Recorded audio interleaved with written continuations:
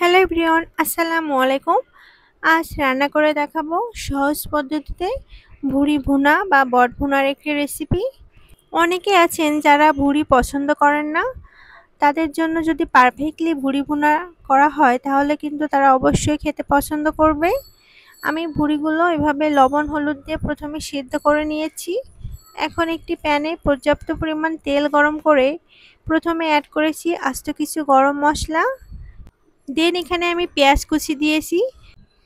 পেঁয়াজগুলো আমি golden colour করে ভেজে নিচ্ছি।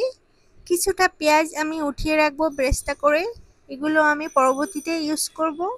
এখন এখন সামান্য একটু পানি অ্যাড করে দিচ্ছি যেন মশলাগুলো পুড়ে না যায়। একে একে অ্যাড করে দিচ্ছি পেঁয়াজ বাটা, রসুন বাটা এবং দিয়ে দিচ্ছি কিছুটা এলাচ। আপনারা আপনাদের টেস্ট অনুযায়ী সব ধরনের মশলা অ্যাড করবেন। দিয়ে দিচ্ছি ধনিয়া গুঁড়া, মরিচের গুঁড়া, জিরা গুঁড়া এবং টেস্ট অনুযায়ী লবণ দিয়ে দিব।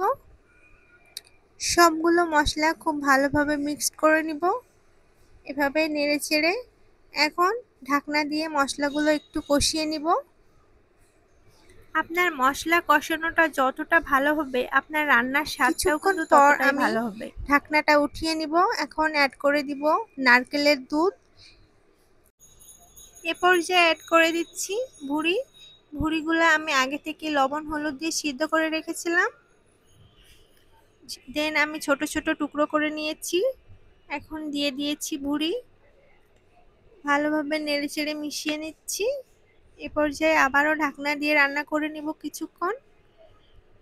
দেখতে পাচ্ছেন তেল উপরে উঠে এসেছে, আমি একটু কষিয়ে নিব। ভুঁড়িগুলো আপনি খুব ভালোভাবে এভাবে কষিয়ে নেবেন, তাহলে ভুঁড়ি থেকে যে এক্সট্রা গন্ধ বের হয় সেটা কিন্তু অনেকটাই দূর হয়ে যাবে। আমি আবারও একটু নারকেলের দুধ দিয়ে দিচ্ছি। এ পর্যায়ে আমি আবারও ভালোভাবে নেড়েচেড়ে মিশিয়ে নিব। দেন ঢাকনা দিয়ে কিছুক্ষণ রান্না করে নিব। দেখতে পাচ্ছেন আবারও তেল উপরে উঠে এসেছে। এ পর্যায়ে আমি অ্যাড করে দিচ্ছি আদা বাটা এবং হলুদের গুঁড়া। সব কিছু ভালোভাবে মিশিয়ে সুন্দরভাবে আবারও কষিয়ে নিব। দেন আমি এ পর্যায়ে ঝোলের জন্য পরিমাণ মতো নারকেলের দুধ দিয়ে দিচ্ছি। আপনারা চাইলে পানিও ইউজ করতে পারেন। ঢাকনা দিয়ে রান্না করে নিয়েছি। দেখতে পাচ্ছেন তেলটা উপরে ভেসে উঠেছে। এ পর্যায়ে আমি অ্যাড করে দিচ্ছি সেই উঠিয়ে রাখা পেঁয়াজ বেরেস্তা এবং কাঁচামরিচ। সঙ্গে আরও অ্যাড করছি 1 চা চামচ গরম মশলার গুঁড়া। এ পর্যায়ে আমি আরও 1 মিনিট মতো রান্না করে নিব ঢাকনা দিয়ে। দেন আমি চুলাটা অফ করে রেস্টে রেখে দিব কিছুক্ষণ।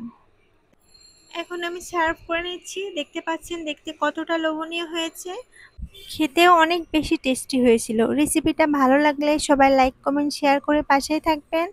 সবাই ভালো থাকবেন। আল্লাহ হাফেজ।